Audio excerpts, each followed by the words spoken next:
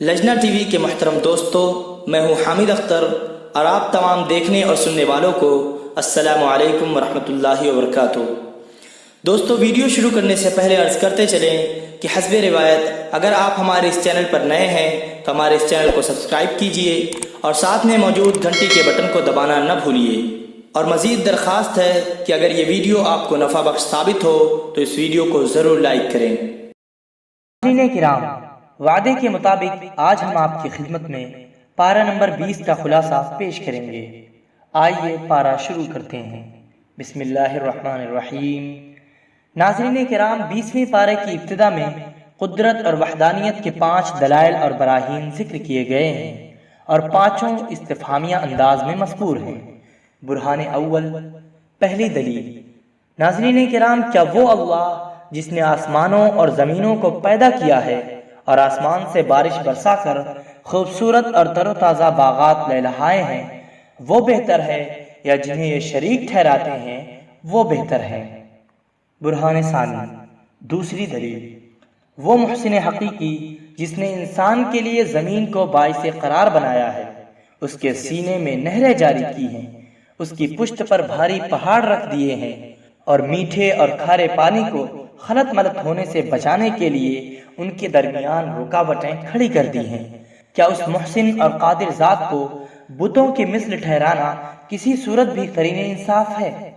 برہان ثالث، تیسری دلیل۔ مجبوری، مظلومیت، بیماری اور تکلیف کے وقت کسے پکارا جاتا ہے، رب العالمین کو یا بے جان اصنام کو؟ برہان رابع، چوتھی دلیل۔ بر و بحر کی تاریکیوں میں راستہ کون دکھاتا ہے؟ بارش برسنے سے پہلے ٹھنڈی ہوائیں کون چلاتا ہے، رب کریم یا ہاتھوں سے گڑھی ہوئی مورتیاں؟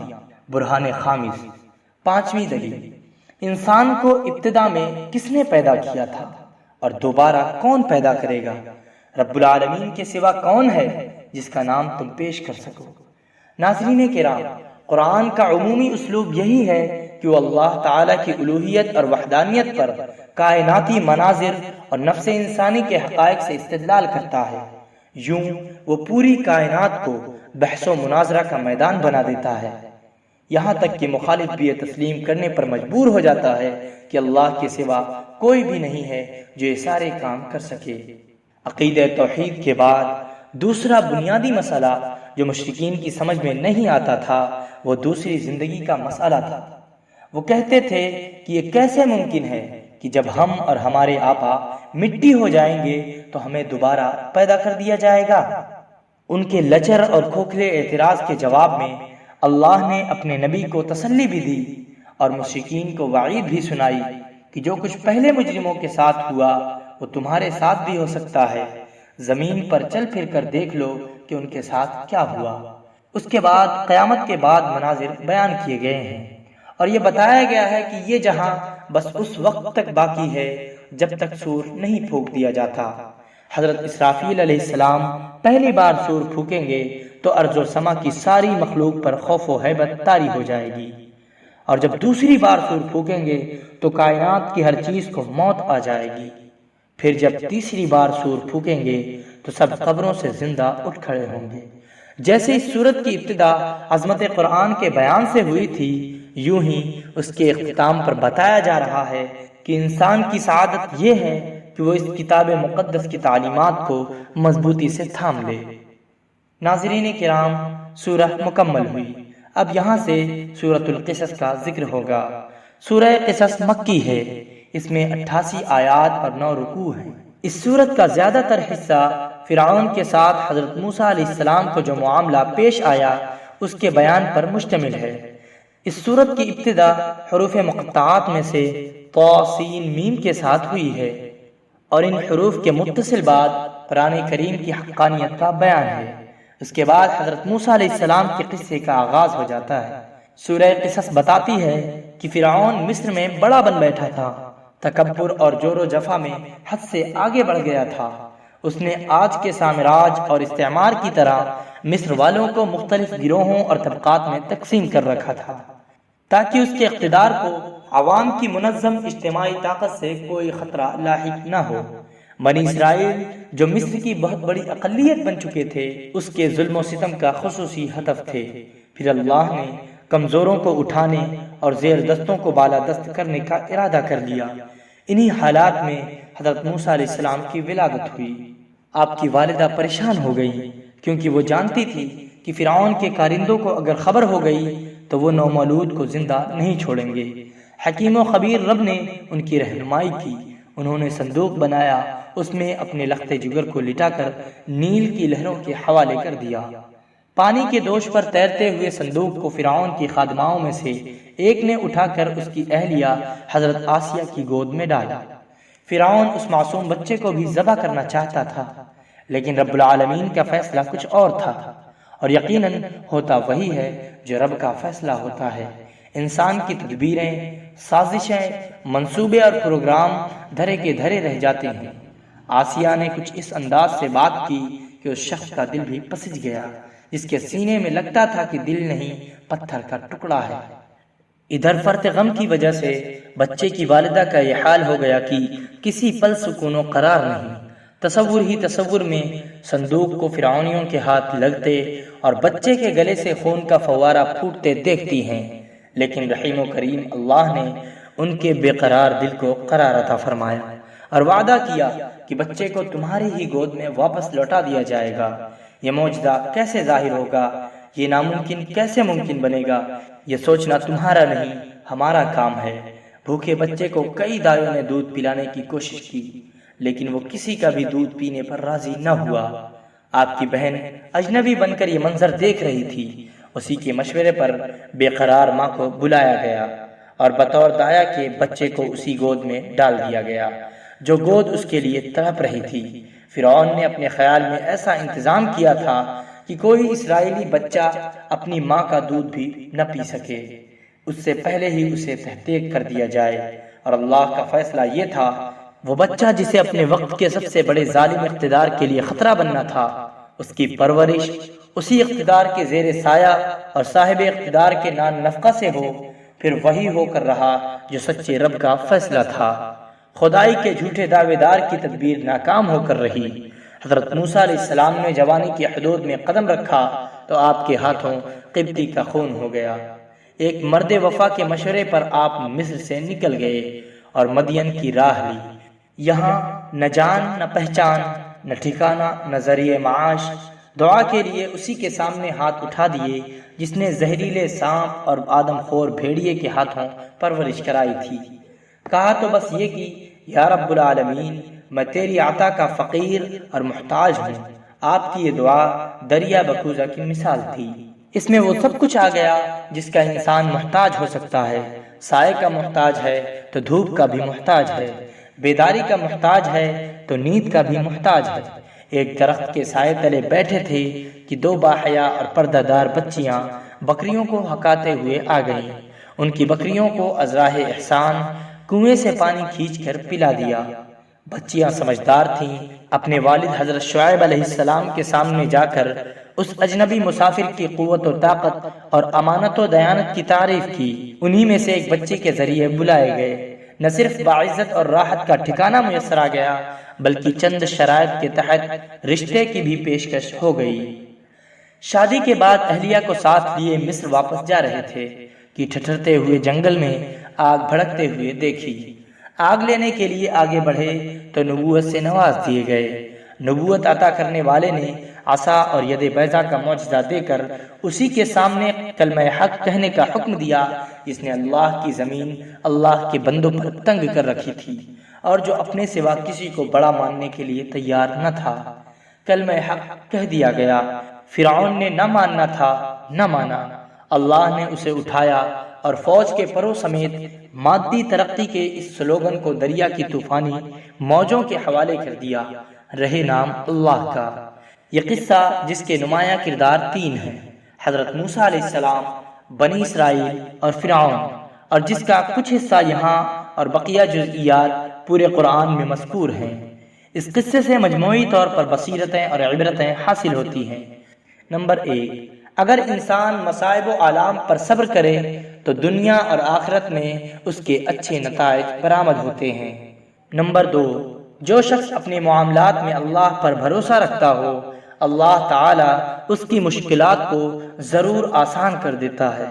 نمبر 3، جس کا معاملہ حق کے ساتھ عشق تک پہنچ جاتا ہے اس کے لیے باطل کی بڑی سے بڑی طاقت بھی ہیچ ہو کر رہ جاتی ہے۔ نمبر 4، اگر کوئی بندہ حق کا پرچم لے کر پوری استقامت کے ساتھ کھڑا ہو جائے تو دشمنوں ہی کے گروہ سے اس کے حمایتی پیدا کر دیے جاتے ہیں۔ نمبر 5، جس کے دل میں ایمان پیوست ہو جائے وہ ایمان کی خاطر سب کچھ یہاں تک کہ نقد جان بھی لٹانے کے لیے تیار ہو جاتا ہے۔ نمبر 6، غلامی کا سب سے بڑا اثر یہ ہوتا ہے کہ ہمت اور عزم کی روح سے انسان محروم ہو جاتا ہے، اسی لیے بنی اسرائیل نے ارض مقدس میں داخل ہونے سے انکار کر دیا تھا۔ نمبر 7، وراثت زمین اسی قوم کا حق ہے جو میدان جد و جہد میں ثابت قدم رہتی ہے۔ نمبر 8، باطل کی طاقت کتنی ہی زبردست کیوں نہ ہو بالآخر اس کو نامرادی کا منہ دیکھنا پڑے گا۔ نمبر 9، اللہ کی عادت یہ ہے کہ جن قوموں کو ذلیل اور حقیر سمجھا جاتا ہے ایک دن آتا ہے کہ اللہ انہی کو زمین کا وارث بنا دیتا ہے۔ نمبر 10، جو شخص یا جماعت جان بوجھ کر قبول حق سے سرکشی کرے اللہ اس سے قبول حق کی استعداد چھین لیتا ہے۔ فرعون اور اس کے حواریوں کے ساتھ یہی ہوا۔ نمبر 11، یہ بہت بڑی گمراہی ہے کہ انسان کو حق کی اتباع کی بدولت کامیابی حاصل ہو جائے تو وہ خود ہی حق سے روگردانی شروع کر دے۔ بنی اسرائیل نے یہی کچھ کیا۔ نمبر 12، ایک بہت بڑی ضلالت یہ ہے کہ انسان حق کی اتباع کے بجائے حق کو اپنی خواہشات کے تابع کرنا شروع کر دے۔ یوم السبت میں شکار کی ممانعت کے باوجود اسرائیلی حیلہ بازی کرتے رہے۔ نمبر 13، کوئی حق کو قبول کرے یا نہ کرے داعی کا فرض ہے کہ وہ فریضہ دعوت ادا کرتا رہے۔ بعض اہل حق سبت کی بے حرمتی سے آخر وقت تک منع کرتے رہے۔ نمبر 14، ظالم حکمران قوم کی بدعملیوں کے نتیجے میں اس پر مسلط کیے جاتے ہیں۔ نمبر 15، اپنی قوم کو انسانوں کی غلامی سے نجات دلانا انبیاء کرام علیہ السلام کی سنت ہے۔ حضرت موسیٰ علیہ السلام کا قصہ اور فرعون کا انجام بیان کرنے کے بعد مختلف آیات میں اہل مکہ کو تنبیہ کی گئی ہے۔ اہل کتاب میں سے ایمان لانے والوں کی تعریف کی گئی ہے۔ مشرکین کی جہالتوں اور حماقتوں کا ذکر ہے۔ دنیا فانی کے مال و متاع سے دھوکہ کھانے سے بچنے کی تلقین ہے۔ قیامت کے مناظر میں سے بعض مناظر کی منظر کشی ہے۔ اللہ تعالی کی تخلیق اور اختیار کا بیان ہے۔ ان مضامین کے بعد فرعون جیسے ایک دوسرے متکبر اور سرکش انسان کا تذکرہ ہے۔ اس کا نام قارون تھا۔ خاندانی اعتبار سے حضرت موسیٰ علیہ السلام کا قرابت دار تھا۔ اکثر علماء نے اسے آپ کا چچا زاد قرار دیا ہے۔ اپنے وقت کا ہی نہیں شاید آج کے بین الاقوامی سرمایہ داروں میں سے بھی سب سے بڑا سرمایہ دار اس کے خزانے نہیں خزانوں کی چابیاں اٹھانے کے لیے طاقتور مزدوروں کی ایک بڑی جماعت کی ضرورت پیش آئی تھی۔ دولت کی بہتات نے اسے خود سر اور مغرور بنا دیا تھا۔ حضرت موسیٰ علیہ السلام نے اسے سمجھایا کہ مال و دولت پر مت اتراؤ، اللہ اترانے والوں کو پسند نہیں کرتا۔ اللہ نے جو کچھ دیا ہے اسے اللہ کی رضا حاصل کرنے کے لیے خرچ کرو۔ جیسے اللہ نے تمہارے ساتھ احسان کیا ہے اسی طرح تم بھی اللہ کے بندوں کے ساتھ احسان کرو۔ نہ کسی پر ظلم کرو اور نہ ہی روپیہ پیسہ ناجائز مصارف میں خرچ کرو۔ لیکن یہ ساری فہمائش اس کے سر کے اوپر سے گزر گئی اور اس نے وہی جواب دیا جو ہر احمق مغرور سرمایہ دار دیا کرتا ہے۔ اس نے کہا مجھے یہ مال میری دانش کے زور پر ملا ہے۔ حب دنیا میں ڈوبے ہوئے لوگ جب قارون کی شان و شوکت کو دیکھتے تھے تو ان کے منہ میں پانی آ جاتا تھا اور وہ اسی جیسا بننے کی تمنا کرتے تھے۔ لیکن پھر یوں ہوا کہ اللہ نے اسے اس کے گھر سمیت زمین میں دھسا دیا۔ عذاب الہی کی زندہ گرفت نے دنیا پرستوں کی آنکھیں کھول دی اور انہوں نے اعتراف کیا کہ اگر اللہ ہم پر احسان نہ کرتا تو ہمیں بھی دھسا دیتا۔ قارون کے واقعے کے اختتام پر قرآن ایک ایسی نصیحت کرتا ہے جو ہر مسلمان کو اپنے پلے باندھ لینی چاہیے۔ ارشاد ہوتا ہے آخرت کا گھر ہم نے ان لوگوں کے لیے تیار کر رکھا ہے جو ملک میں بڑا بننے اور فساد کا ارادہ نہیں رکھتے، اور انجام تو پرہیزگاروں ہی کا ہے۔ آج بڑا بننے کی بیماری عوام میں نہیں بلکہ خواص میں بھی عام ہو چکی ہے۔ جو لوگ اس بیماری میں مبتلا ہیں انہیں یہ آیت ہر وقت سامنے رکھنی چاہیے۔ اس سورت کی آخری آیت میں ہے کہ اللہ کے سوا ہر چیز فنا ہونے والی ہے، اسی کا حکم ہے، اسی کی طرف لوٹ کر جاؤ گے۔ فرعون جیسے بادشاہ اور قارون جیسے سرمایہ دار کا عبرتناک انجام اس دعوے کی دلیل ہے کہ اللہ کے سوا ہر چیز فنا ہونے والی ہے۔ ناظرین، سورہ قصص کا اختتام ہوا۔ اب یہاں سے سورۃ العنکبوت کا ذکر کریں گے۔ سورہ عنکبوت مکی ہے، اس میں 69 آیات اور 7 رکوع ہیں۔ اس سورت کے مضامین بھی دوسری مکی سورتوں جیسے ہیں۔ اس سورت کا موضوع سنت ابتلا ہے، یعنی اس زندگی میں ابتلائیں اور آزمائشیں ضرور آتی ہیں۔